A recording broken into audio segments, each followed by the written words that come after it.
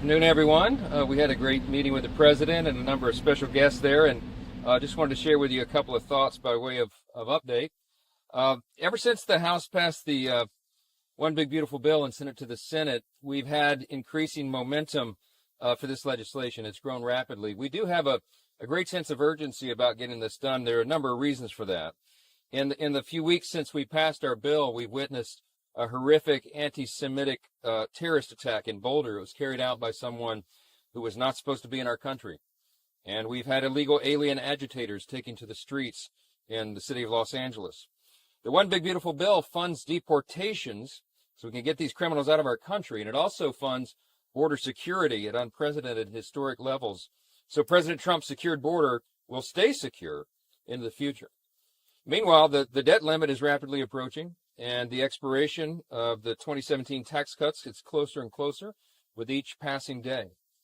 Despite the abundance of false narratives, the more the American people hear from us about the bill, the more they like it, because they understand that this is written for and geared towards hardworking Americans, the people who are really working their hardest to provide for their family and to make ends meet. This is going to give them extraordinary relief. And there's no daylight between myself and Leader Thune and with the White House team here to help deliver this relief for the American people who have suffered so greatly over the last 4 years.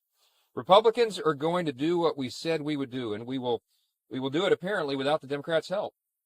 We were going to stop illegal immigration, restore American energy dominance, bring back common sense, keep taxes low for American workers and families, and get this economy going again while we restore peace through strength. And we have regulatory reform and all the other components of this bill that are going to help all boats rise. So we're really enthusiastic about it, as you know. We're very excited to get to the finish line, and we're very close.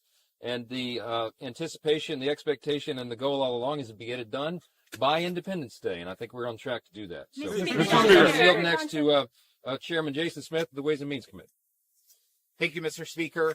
The One Big Beautiful Bill is the largest tax cut in U.S. history.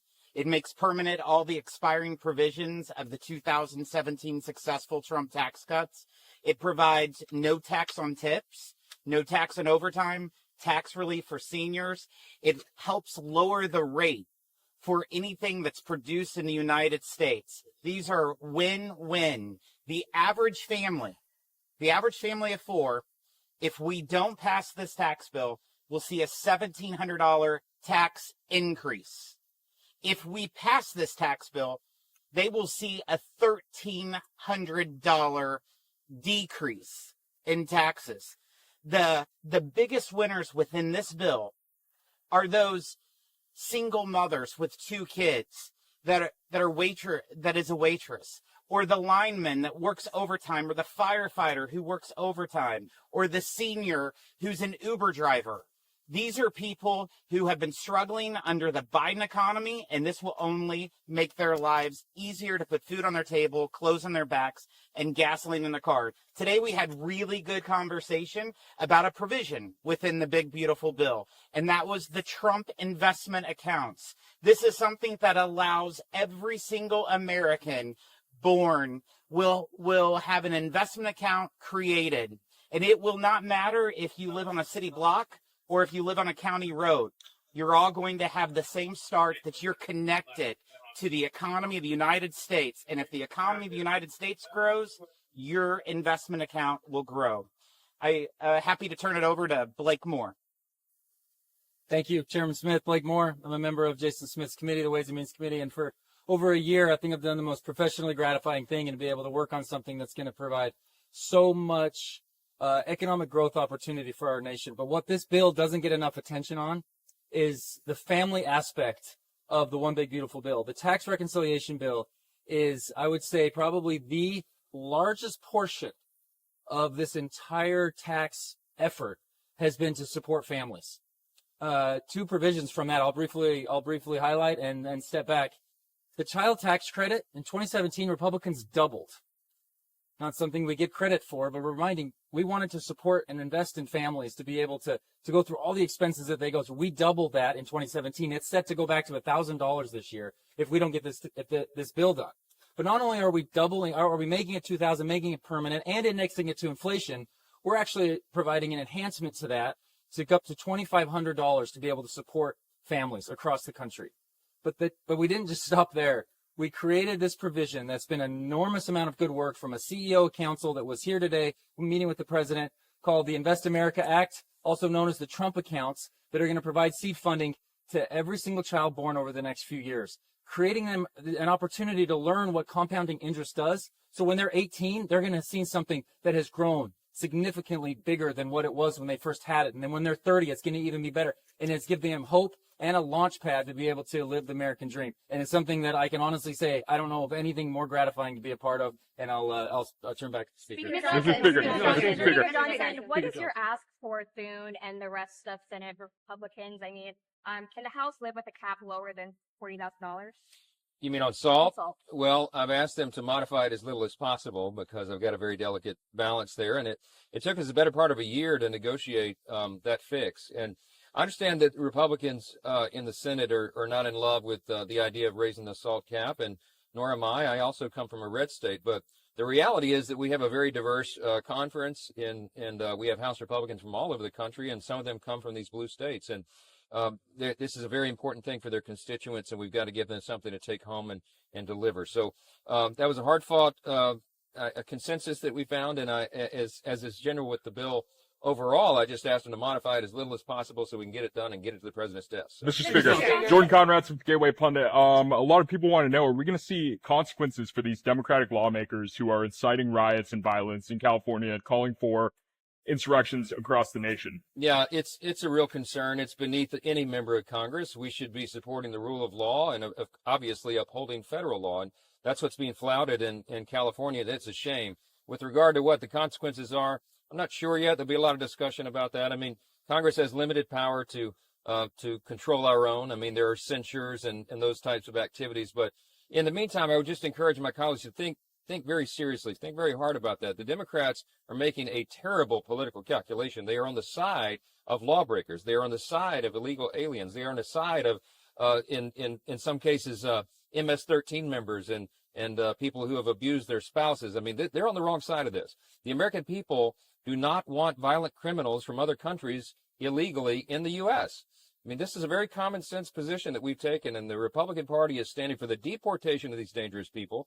ICE is involved in that. It is their job to do so, and they are following the will of the country. The people don't want dangerous people here. This is the easiest question that they should be able to answer, but they don't. They got one more on the Big Beautiful Bill, sir.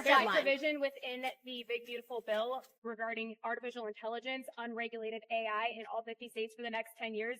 Are you aware of that? Why is that included in the Big Beautiful Bill, and does the White House know about it? Yeah, of course. I know about it. The White House knows about it. I spoke with it as recently as last night with David Sachs, who's the AI czar in the White House. Here's the rationale behind it. I think there's a lot of misunderstanding about this. It would be a very dangerous thing, we feel, for all 50 states to have a patchwork of regulations on AI. There's a number of reasons for that. Imagine a state like California that hyper-regulates everything. They would stifle innovation. They would put so much tape of regulation on top of it, they would smother it. And that would be a serious problem from a national security standpoint. Because remember, we're in a race with other countries, not the least of which is China.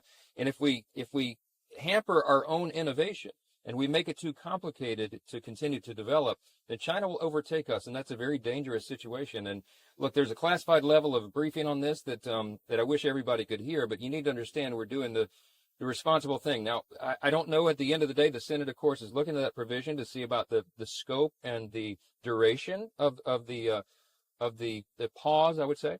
And we'll see how that comes out in their deliberations. But in the House, we felt like that was an important thing to do. I am a fierce guardian of states' rights and federalism and all those principles that made us the greatest nation in the history of the world. But there are a handful of issues that beg to be addressed on a federal level, and this is one of them. And Congress needs time to do this right so that we don't get ourselves behind China and other Did you have an opportunity to talk with the president about Elon Musk, his comments on this bill, and if you believe in a reconciliation? I've spoken to the president quite a bit about all this, and I'm not going to talk about it.